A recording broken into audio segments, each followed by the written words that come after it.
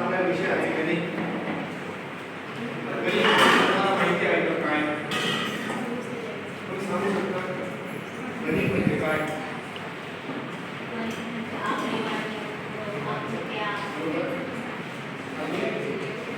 गणितामध्ये एक भाग येतो बँक आणि सरळ व्याज. याचा अर्थ तुम्हाला माहिती आहे काय आहे? बँक म्हणजे काय? बँक म्हणजे काय तुम्हाला माहिती आहे का?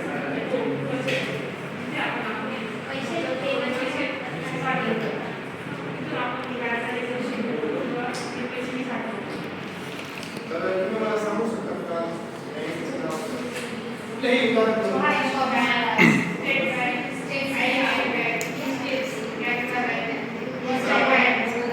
बँकेचा वापर का करतो?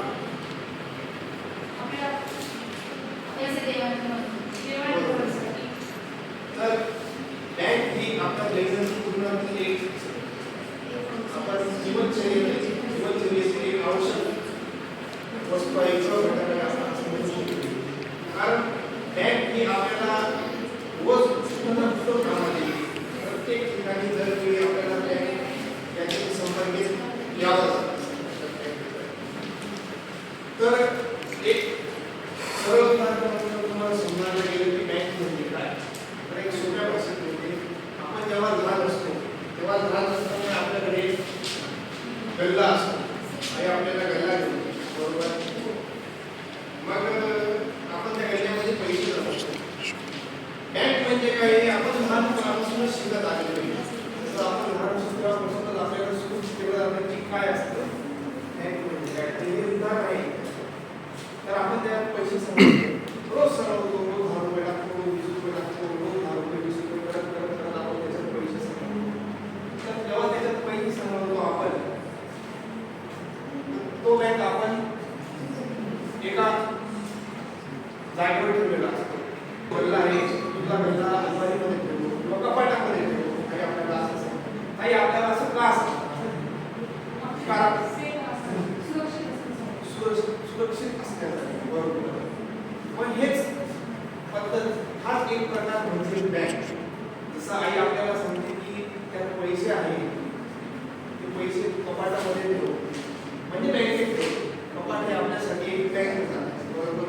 सोप्या अर्थात समजायला गेलं तर बँक म्हणजे काय तर बँक म्हणजे पैशांची देवाणघेवाण करण्यासाठी सरकार म्हणजे संस्था म्हणजे बँक बरोबर.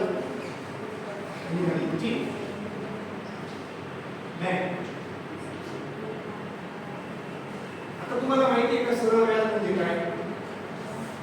नाही माहिती कोणाला नाही माहिती. सरळ व्याज म्हणजे कोणाला माहिती आहे? तर सरळ व्याज म्हणजे जेव्हा आपण लहान असतो जेव्हा आपल्या गल्ल्यामध्ये पैसे जमतात गल्ल्यामध्ये जेव्हा आपल्याला पैसे सांगतात तर आई किंवा म्हणजे आपल्याला उत्सुकता असते की आपण बोलणार आता त्याच्यातून पैसे काढणार पैसे सांगलेले असतात आपल्या एवढ्या दिवसाचे सांगलेले तर आपण तो फोडण्याचा प्रयत्न करतो. तेव्हा हे आपल्याला सांगते नको त्याच्यात पैसे समोर दे वाटल्यास जेव्हा फोडशील तेव्हा मी तुला 20 रुपये 50 रुपये 100 रुपये जास्त देणार. एक प्रकारे ते आपल्यासाठी व्याज झालं की आपण एवढे दिवस पैसे सांभाळले आणि त्याच्याबद्दल आपण सुद्धा दिवसात अवधूत करून आपल्याला व्याज देतात. तर मग एक सोप्या भाषेत म्हणजे त्याला सरळ व्याज. सरळ व्याज बँक व सरळ व्याज हे आपल्या रोज जीवनशैलीतील एक महत्त्वाचा घटक झालेला आहे. तर आपण आजच्या तासिकेत बँक व सरळ व्याज याबद्दल थोडक्यात माहिती दिली. पुढील तासात आपण पुढील पाठात त्याबद्दल आपण सविस्तर माहिती घेणार.